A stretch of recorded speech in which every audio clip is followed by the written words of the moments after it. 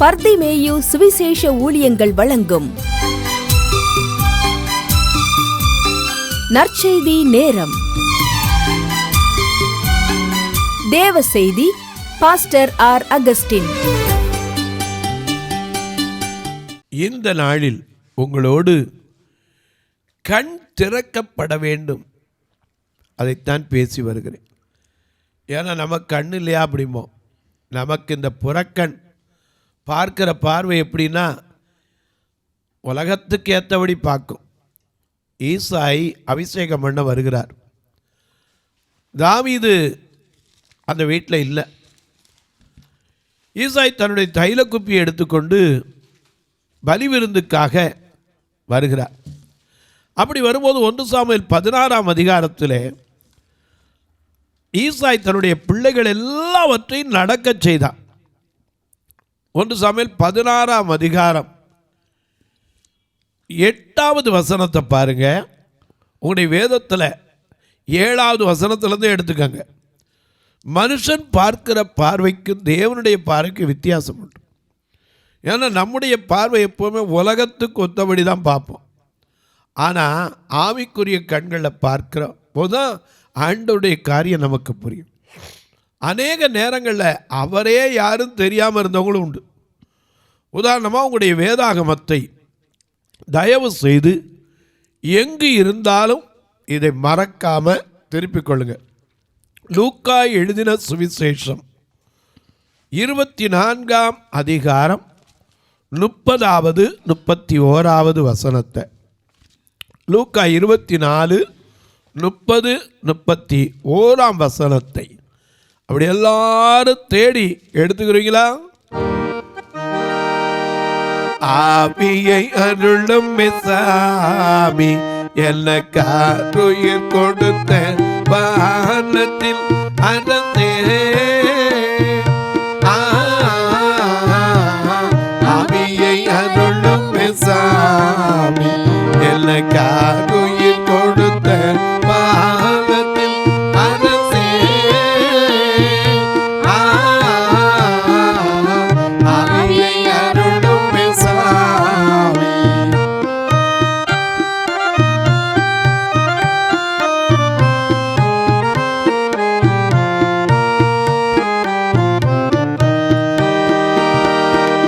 பாவிக்கு ஆவி கனி என்னும் ஸ்நேகம் பரம சந்தோஷம் நீடிய சாந்தம்,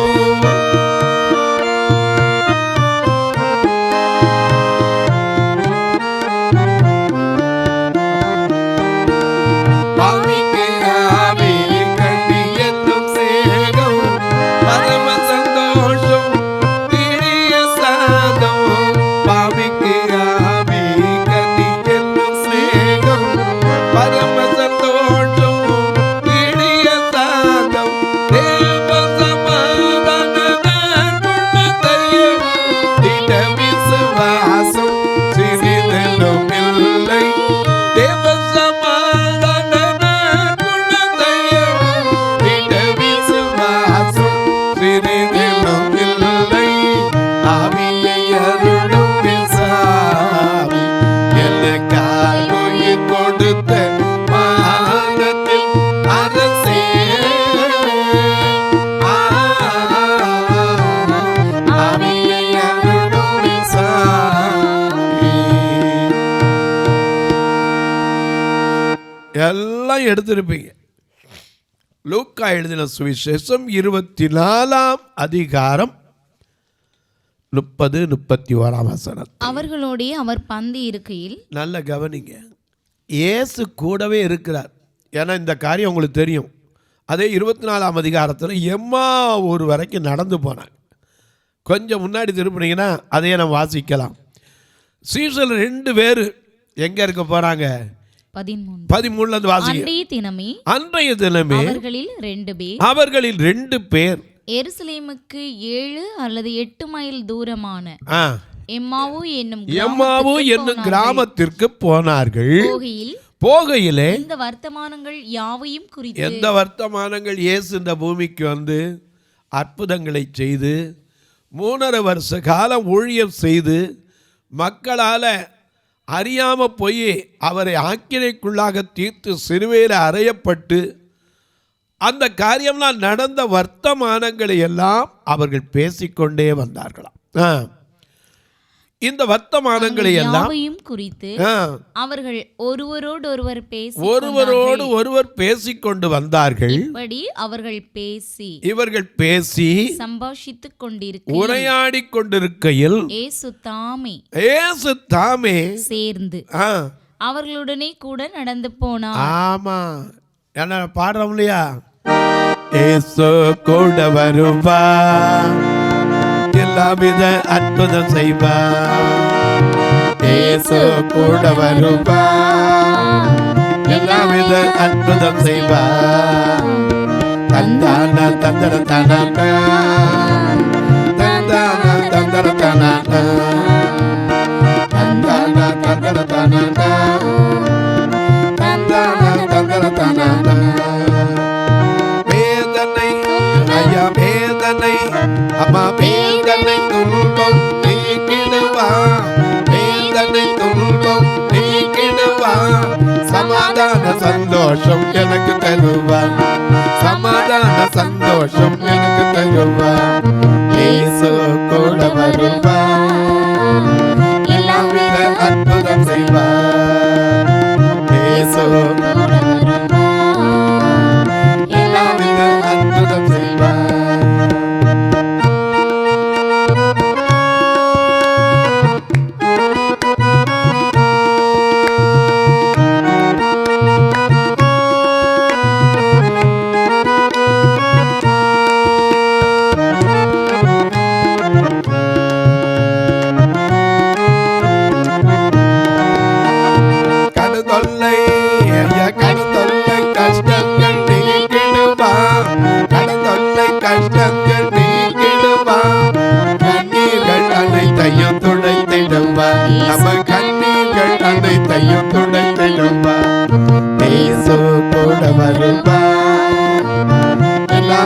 அற்புதம் செய்வா.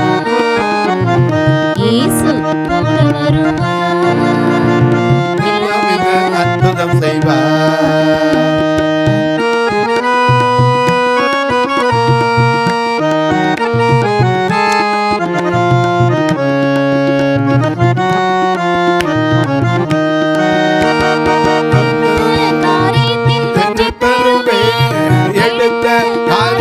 வெற்றி பெறுவேன், எதிரியான சாத்தான முறியடிப்பேன், எதிரியான சாத்தான முறியடிப்பேன்.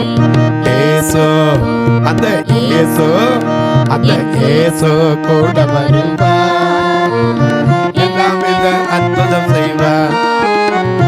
இயேசு கூட வருவா, எல்லாவித அற்புதம் செய்வா.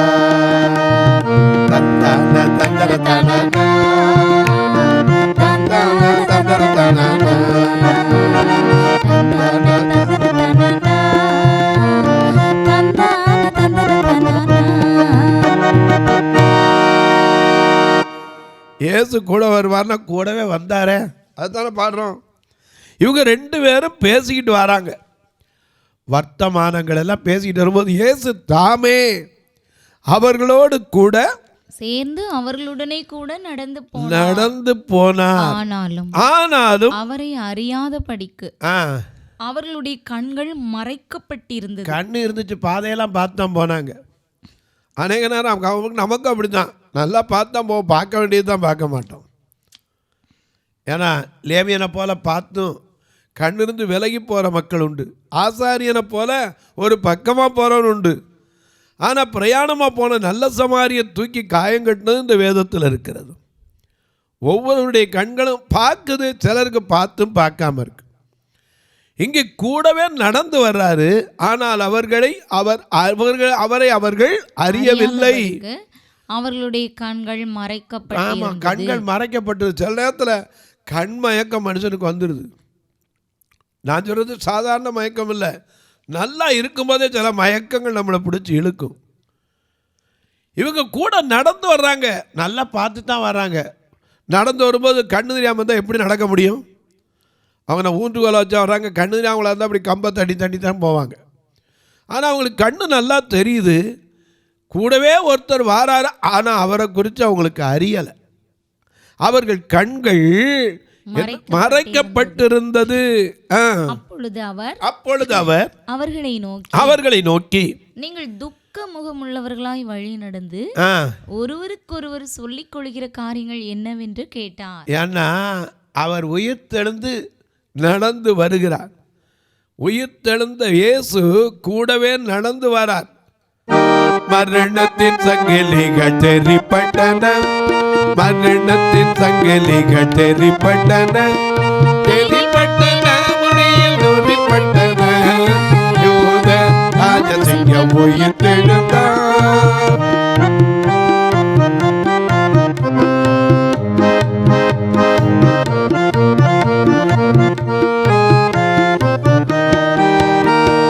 எழுந்தார் என்ற தொனி எங்கும் கேட்குதே, எழுந்தார் என்ற தொனி எங்கும் கேட்குதே, எங்கும் கேட்குதே, பயத்தை எங்கும் நீக்குதே, யூத ராஜசிங்கம் உயிர்த்தெழுந்தார்.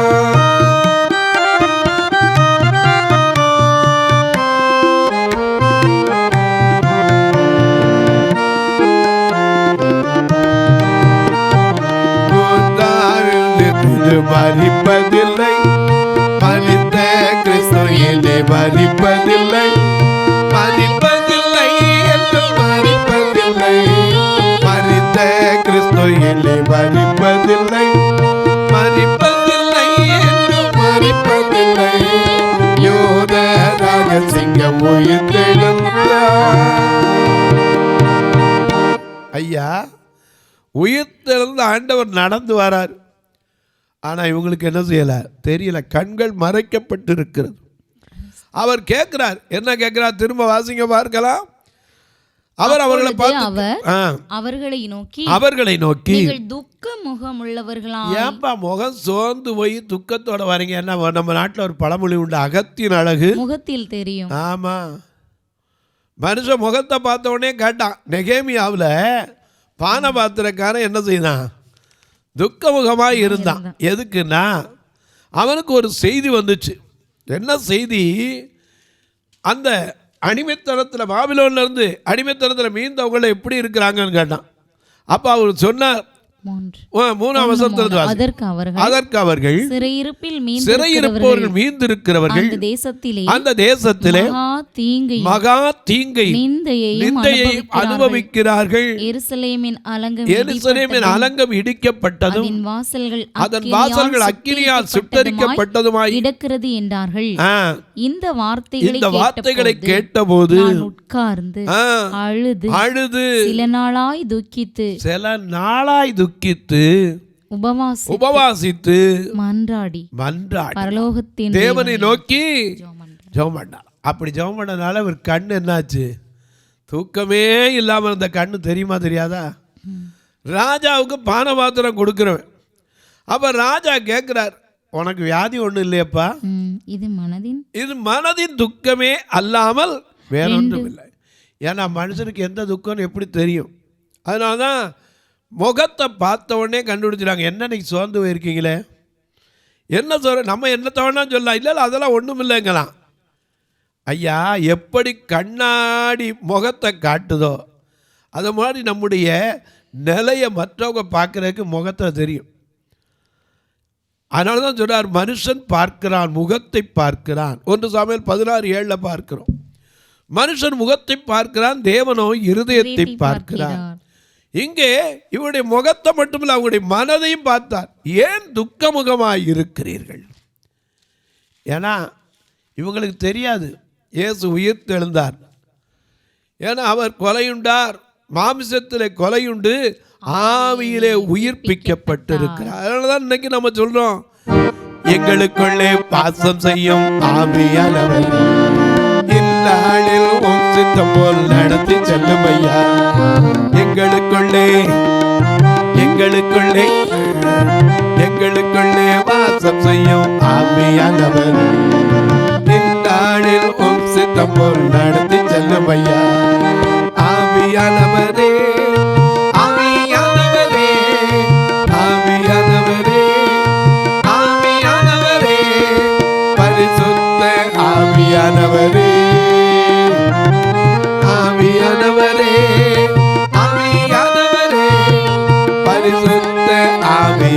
ஆவியானவரே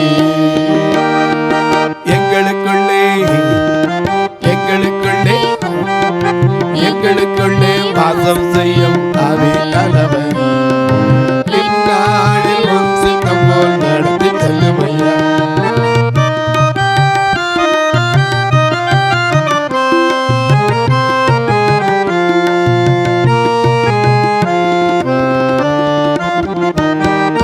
கவலை கண்ணீர் மறக்கணும், கர்த்தரை நான் நோக்கணும்.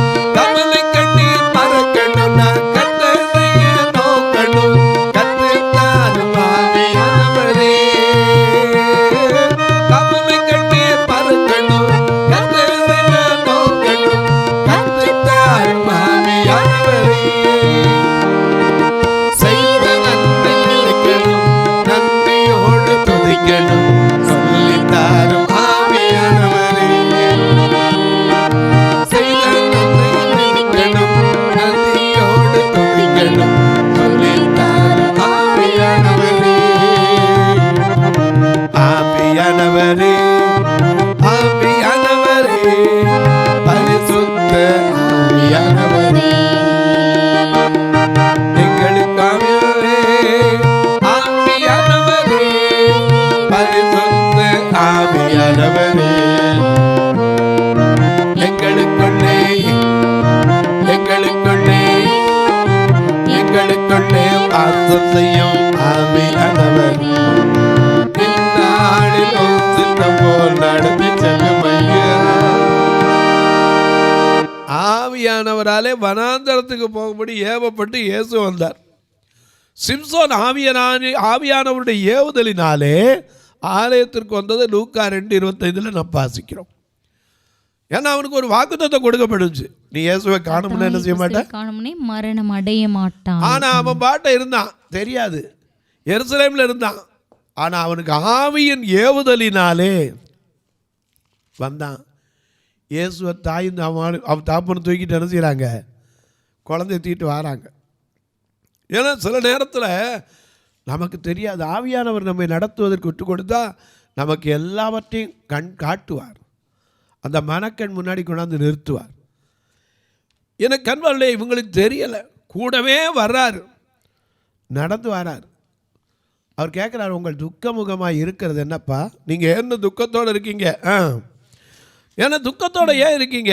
ஒருவர் துக்கமுகமாய் இருக்கு, நீங்கள் துக்கமுகமாய் வழி நடந்து ஒருவருக்கொருவர் சொல்லிக் கொள்கிற காரியங்கள் என்னவென்று கேட்டார். சரி, அவர்களில் ஒருவனாகிய கிளையோப்பா என்பவன் பிரதியுத்தரமாக இந்நாட்களில் எருசலேமிலே நடந்தவைகளை அறியாதபடிக்கு நடந்த காரியங்களை அறியாதபடிக்கு நீர் அந்நியராயிருக்கிறீரோ. இயேசுவே அந்நியரா வச்சிட்டோம், அதனாலதான் வாசப்படியில் நின்று தட்டிக்கிட்டே இருக்காரு. நீர் அந்நியரா இருக்கிறீரோ அப்படின்னு கேட்டான். வாசிங்க. அவர் எவைகள் என்றார். சரி, அதற்கு அவர்கள் நசரேயனாகிய இயேசுவை குறித்தவைகளே, அவர் தேவனுக்கு முன்பாகவும் ஜனங்கள் எல்லாருக்கும் முன்பாகவும் செய்கையிலும் வாக்கிலும் வல்லமையுள்ள தீர்க்கதரிசியாய் இருந்தார். பேச்சு நல்லா தான் இருக்கு, ஆனா அங்க உள்ளுக்குள்ள என்ன இல்ல, கண்கள் மறைக்கப்பட்டிருக்கு. வெளியே பார்த்தா பேச்சு அப்படிதான். நம்ம நாட்டில் ஒரு பழமொழி சொல்லுவான், பார்க்கறதுக்கு நல்லா தான் இருக்கு, உள்ள போனா ஒண்ணும் இல்லையப்பா. இங்க பேச்சு சொல்றாங்க, செய்கையிலும் வாக்கிலும் வல்லமையுள்ள தீர்க்கதரிசியாய் இருந்தார். நம்முடைய பிரதான ஆசாரியரும் அதிகாரிகளும் அவரை மரண ஆக்கினைக்குட்படுத்தி சிலுவையில் அறைந்தார்கள். அவரே இஸ்ரவேலை மீட்டு ரட்சிப்பவர் என்று நாங்களும் நம்பி இருந்தோம். இவைகள் சம்பவித்து 3 நாள் ஆயிருச்சு, இப்ப உயிர் தெழுந்துட்டார். ஆனா இப்ப உங்களுக்கு என்ன செய்யல, கண்ணுக்கு தெரியல. என கண்வாளை காணாதவர்கள் காண வேண்டும், அதற்கு தான் இயேசு இந்த பூமிக்கு வந்தார். காணாதவர்கள் யாரு, நல்ல கண்ணு திறந்திருக்கும், ஆனா தெரியாதவங்க தான் யாரு, காணாதவங்க. கண்ணு தெரியாங்கள பார்த்து கண் காணாதுன்னு மலையாளத்தில் சொல்கிறாங்க. கண் காணாது இல்லையோ, அநேகருக்கு எந்த கண்ணுமே பத்தாம தான் இருக்கு. கண்ணிருந்து காணாம தான் இருக்கிறோம். அவர் காண்கிற தேவன். கண்ணை படைத்தவர் காணாரோ, காதை உண்டாக்கினவர் கேளாரோ. கண்ணு அவர் இருக்கு, அவர் பார்க்கிறார். அவர் யாரு? ஆமோஸ் 1:13 வாசிக்கிறோம். அவரை குறித்து மிக அழகா ஒரு வசனம் இருக்கு. ஆமோஸ் 1:13 தீமையை பார்க்காத சுத்த கண்ணர். அந்த வசனத்தை அப்படி வாசிங்க. ஆமோஸ் தீர்க்கதரிசி 1:13 மிக அழகான ஒரு வசனம். பாவத்தை பார்க்காத சுத்த கண்ணர். தீமைங்கிறதே பார்க்க மாட்டார். ஆபகுக் 1:13 தீமையை பார்க்க மாட்டாத சுத்த கண்ணனே, அநியாயத்தை நோக்கி கொண்டிருக்க மாட்டீரோ. ஆமா, அவர் தீமையை பார்க்கறது கிடையாது. நம்ம கண்ணு தான் தீமையை பார்க்குது, நல்லதை பார்க்கறது கிடையாது. இங்கே பார்க்கிறோம், நாங்களும் நம்பி இருந்தோம் அவரை தான் ரட்சிப்பார்னு. ஏன்னா அவரது ரட்சகர்னு நம்பி இருந்தோம். ஏன்னா ஏற்கனவே சொல்லப்பட்டது, தீர்க்க தரிசனமாக யாருக்கு சொல்லப்பட்டது? மரியாளுக்கு சொல்லப்பட்டது. உன்னிடத்தில் பிறக்கும் குழந்தை பரிசுத்தம் உள்ளது, இஸ்ரவேலை மீட்டு ரட்சிப்பதற்கு, சிறையுண்டவர்களுக்கு விடுதலையும், குருடருக்கு பார்வையை பிரசித்த பண்ணுவதற்கு அபிஷேகம் பண்ணப்பட்டவர்.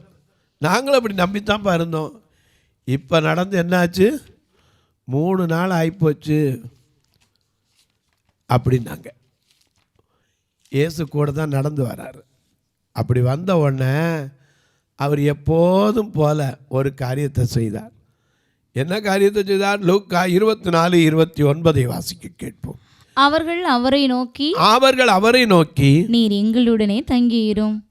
ஏன்னா அவர் வேலை பாதம் வந்தோட நான் போறேன்னாரு. இல்லை, நீர் எங்களுடனே தங்கியிரும்.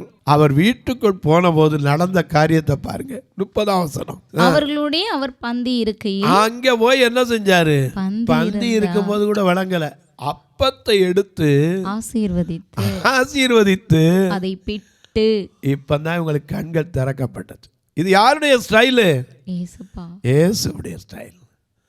ஏன்னா வனாந்தரத்தில் அப்பம் வச்சு கொடுத்ததை பார்த்துருக்க, அறிஞ்சிருப்பாங்க அந்த அற்புதத்தை.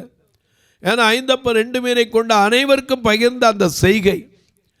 அதே போல் 1 கொரிந்தியர் 11:23 அனைசி அந்த ராப்போஜனத்திலே எல்லாருக்கும் அந்த அப்பத்தை கொடுத்ததையும் பார்த்தாங்க.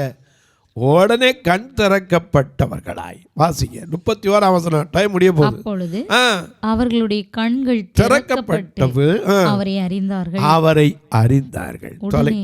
உடனே அவர் அவர்களுக்கு மறைந்து போனார்.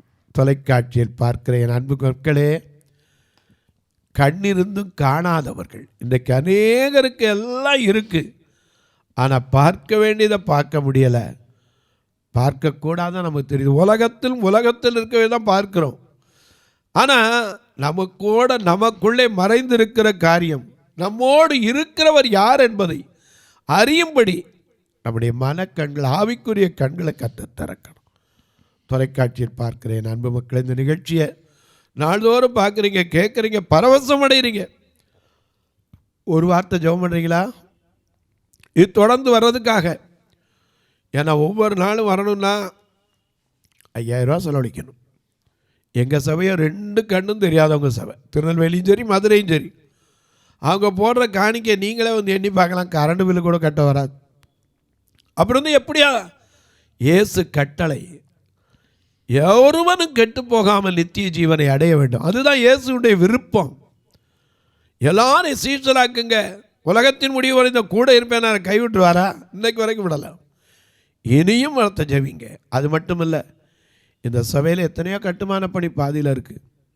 ஒவ்வொரு வாரம் ஞாயிற்றுக்கிழமை திருநெல்வேலியில் பார்த்தீங்கன்னா 4000 ரூபா செலவழித்து தான் மக்களை கூட்டிகிட்டு வரேன். ஏன் தெரியுமா? 2 கண்ணும் தெரியாதவங்க. இன்றைக்கி 2 கண்ணும் தெரிஞ்சவங்க நான் கூட்டம் வர சாப்பிடல, கூட்டம் சேர்க்குறக்கா அந்தந்த இடத்துக்கெல்லாம் பஸ் விட்டுருக்கோம்பாங்க. அதெல்லாம் சேர்க்க அவ்வளோ கூட்டத்தினால விடுறோம்பாங்க. எனக்கு கூட்டத்துக்காக விடலை. 2 கண்ணும் தெரியாதவங்க இவங்களை அழைச்சி வர்றது கடமை, அதுக்காக விட்டுருக்கோம். ஒருவேளை ஆத்மா ஆதாயம் செய்கிறதுல உங்களுக்கு ஆசை இருந்தால், தாகம் இருந்தால், ஒரு மாதம் 16000 ரூபா தாங்கலாம். உங்கள் பிறந்த நாள் திருமண நாளில் நல்ல உணவு கொடுக்கறதெல்லாம் ஒரு ஃபியூனரல் ஃபண்டுக்கு பார்வையற்றோர் மரித்தா கூட அதுக்கு உதவலாம். உங்கள் ஜெபக்காரி எது இருந்தாலும் காலை 10லேருந்து 5க்குள்ளே சொல்லலாம். சரி பிரதர், இவ்வளோ சொன்னீங்க, நாங்கள் உதவி செய்யணும், எப்படி செய்கிறது? இதில் 2 நம்பர் ஃபோன்பே, ஜிபே வந்துக்கிட்டே இருக்குது. இது வழியாக நீங்கள் தொடர்பு கொள்ளலாம். ஒருவேளை ஐயா நாங்கள் கணக்கு வைப்பதற்கு வழி உண்டான்னு கேட்டிங்கன்னா தாராளமாக உங்களுக்கு சொல்லுவேன். நீங்களும் கூட உங்கள் ஃபோனில் இருந்த 8438852500 அந்த நம்பர் அடித்து பாருங்கள். பர்திமேயு பார்வையற்றோர் சேரிட்டபிள் ட்ரஸ்ட்டுன்னு இருக்கும். இதன் வழியாக தொடர்பு கொண்டுட்டு எங்களுக்கு அதை வாட்ஸ்அப்பில் அனுப்பி நீங்கள் கேட்பீங்கன்னா தாராளமாக உங்களுக்கு அதற்கான காரியங்களை உங்களுக்கு செய்வோம். இப்போ உங்களுக்காக ஜெபிக்கட்டுமா? நல்ல பிதாவே, நன்றியோடு துதிக்கிறோம் சுவாமி. கண்கள் திறக்கப்பட வேண்டும். கண்கள் இருக்கு, ஆனால் திறக்கப்படவில்லை. மயக்கம் உண்டாகி இருக்கிறது. இன்றைக்கு எங்களுக்குள்ள அப்படிப்பட்ட மயக்கத்தை ஒரு நாள் வைக்காதபடி ஆண்டவரே, உமது அடியாரின் கண்களை திறந்தள்ளும் என்று சொன்னமே. தேவனே, எங்களுடைய வாயை திறந்தள்ளும், உம்முடைய புகழை அறிவிக்கும் என்றாரே, அந்தப்படி கண்கள் திறக்கப்படட்டும். ஜீவனுள்ள தேவனை கண்டடையட்டும். கர்த்தரை கண்டடைய சமயத்தில் கண்டடைகிற மக்களுக்காய் ஜெபிக்கிறேன். வியாதி படுக்கையில் இருப்போருக்காய், பல நாட்களாய் கடன் பாரத்தில் இருப்போருக்காய், மருந்து மாத்திரைகளை வைத்துக்கொண்டு படுக்கையில் சோர்ந்து என் வாழ்க்கையிலும் ஒரு மாற்றம் வருமா என்று எதிர்பார்க்கிற மக்களுக்காய், தங்களுக்கு அன்பான இழந்து தவிக்கிற ஆறுதலற்ற மக்களுக்காய், திருமண நாள் பிறந்த நாளை நினைவு கூறுகிற மக்களுக்காய் ஜெபிக்கிறேன். படிக்கிற பிள்ளைகளுக்காய் ஜெபிக்கிறேன். ஒவ்வொருவருடைய மன விருப்பங்களையும் கர்த்தர் நிறைவேற்றும். வானத்திற்கும் பூமிக்கும் சகல அதிகாரம் கொண்ட இயேசு கிறிஸ்துவின் ஈடு இணையற்ற வல்லமையுள்ள நாமத்தில் ஜெபிக்கிறேன் நல்ல பிதாவே, ஆமென். சபை ஆராதனை ஞாயிறு காலை 10 மணி முதல் 12 மணி வரை. இடம் பர்திமேயு சுவிசேஷ ஆலயம், அன்னை சத்யா நகர், இளமனூர் அஞ்சல், சக்கிமங்கலம் வழி, மதுரை மாவட்டம். பின்கோட் 625201 மற்றும் பர்திமேயு சுவிசேஷ ஜெப வீடு, plot number 107, Eden garden, Muthur, Tirunelveli. Pincode 627011. சிறப்பு உபவாச கூட்டம் ஒவ்வொரு மாதமும் 2வது சனிக்கிழமை காலை 10 மணி முதல் 1 மணி வரை நாகர்கோவில் YMCA ஹாலில் வைத்து நடைபெறுகிறது. மற்றும் ஒவ்வொரு மாதமும் 4வது சனிக்கிழமை காலை 10 மணி முதல் 1 மணி வரை திருநெல்வேலி புதிய பேருந்து நிலையம் அருகில் உள்ள கிரேஸ் ஹாலில் வைத்து நடைபெறுகிறது. எங்கள் எல்லா ஆராதனைகளிலும் கலந்து கொண்டு தேவனை மகிமைப்படுத்த அன்பாய் அழைக்கிறோம். உங்கள் உதாரத்துவமான காணிக்கைகளினால் இவ்வூழியத்தை தாங்க விரும்பினால் R. Augustine, account number 5021364331, IFSC code IDIB 000B066, Indian bank, BP Kulam, Madurai. GPay number 9842181917, BGM ministries மற்றும் 9442559772, பிளைண்ட் மினிஸ்ட்ரீஸ் அகஸ்டின். உங்கள் தொடர்புக்கு பாஸ்டர் R. அகஸ்டின், பர்திமேயு சுவிசேஷ ஊழியங்கள், நாகமலை, புதுக்கோட்டை, மதுரை 625019. தொலைபேசி எண்கள் 9842181917 மற்றும் 9442559772. கர்த்தர் தாமே உங்களை ஆசீர்வதிப்பாராக.